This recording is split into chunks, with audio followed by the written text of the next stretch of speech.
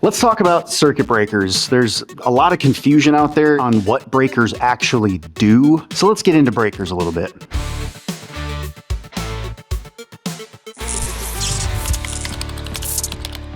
All right, to start out, I think the biggest, most important thing that people get wrong when they think about what a breaker is that they think somehow these numbers like 20 amps, 30 amps, that they're putting 20 amps or 30 amps of current out. Like somehow this thing is like a little motor and it's just pushing current. That's not what this is. These are safety switches. More specifically in code, we call them overcurrent protection devices.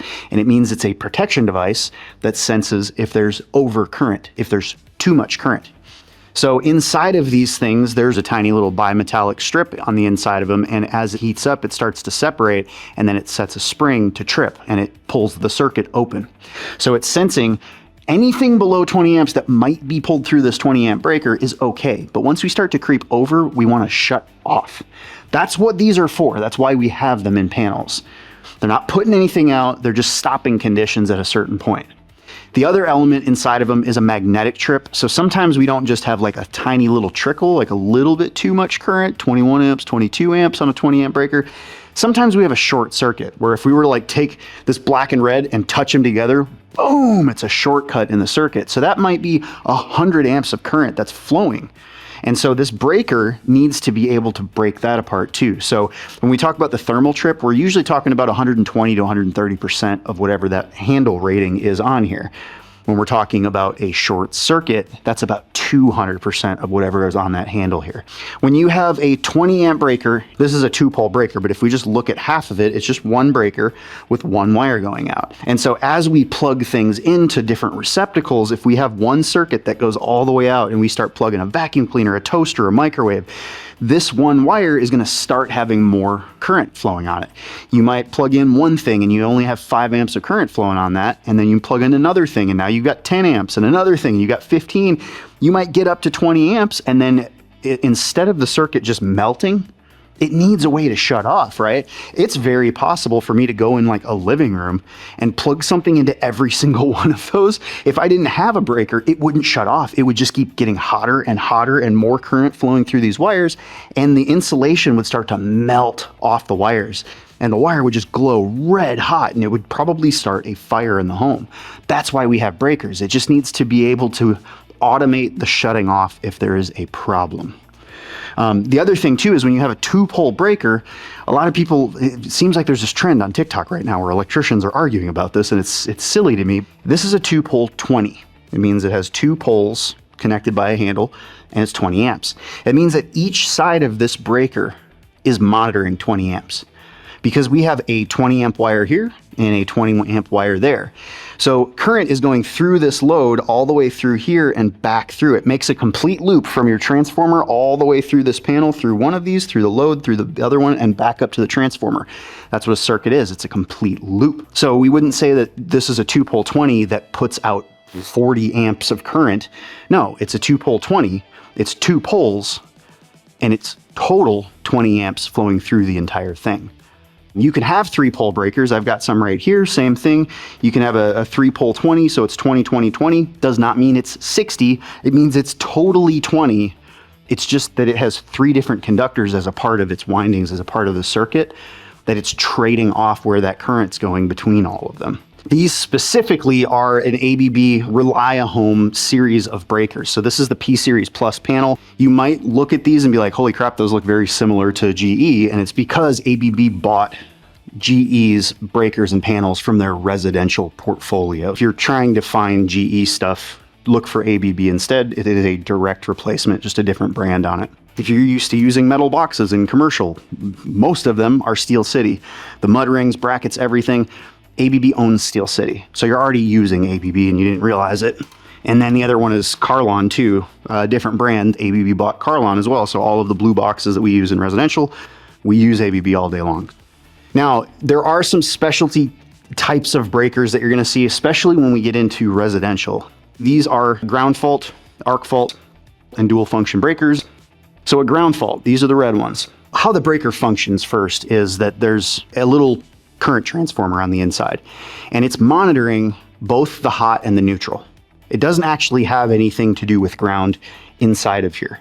And it's the same way that the receptacles, the GFCI receptacles in the wall work. They're monitoring between hot and neutral. And they're trying to see these two need to be perfectly balanced. And if they're not, if there's like a slight imbalance, trip the breaker. And what that slight imbalance means is we're sending out a certain amount of current, but we ain't get the same amount of current back. Current is leaking somewhere. It's going somewhere it shouldn't be. And no matter what that is, it's an unsafe condition. But most of the time when we're dealing with places around water, you might have a wash machine or a sink, or just standing outside, like people might be like barefoot or something like that, and they're messing around with electrical stuff. If you introduce yourself to ground and you allow current to run through your body, when you're wet, it can be really dangerous. You can get seriously injured with electricity in general, but around wet things, it's way worse. And so in those situations where we have a potential for water, we always put GFCI protection. That makes sure that if somebody's interacting in some way with an electrical circuit and all of a sudden there's an imbalance, that imbalance is probably that person's body that current is now going through. So it senses the imbalance, trips it. That's what a GFCI breaker does. You will have breakers that are not just single pole, like these are each one single pole GFCI breaker. You'll have 2-pole GFCI breakers. You can even have 3-pole. I have some over there for 3-phase systems that have GFCI protection as well. And they're not all just 20 amps either. You can get like 30 amp, 50 amp, 60 amp GFCIs that are 2-pole as well. I can trip these things to simulate a ground fault. And I recommend anytime you guys install any of these, always do a trip test.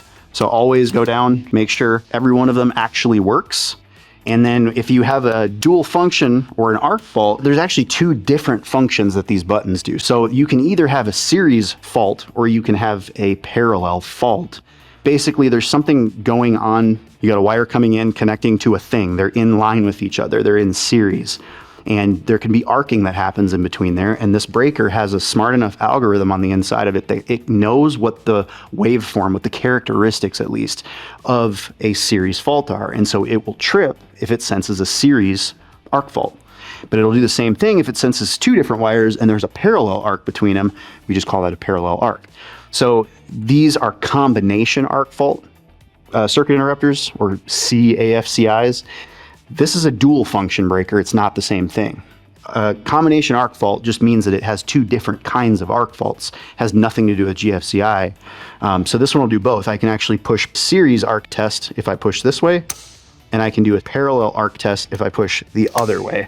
So you just always want to make sure when you're installing these breakers, like go ahead and do both. Do a parallel test, reset it, do a series test, reset it, parallel, reset, series, reset.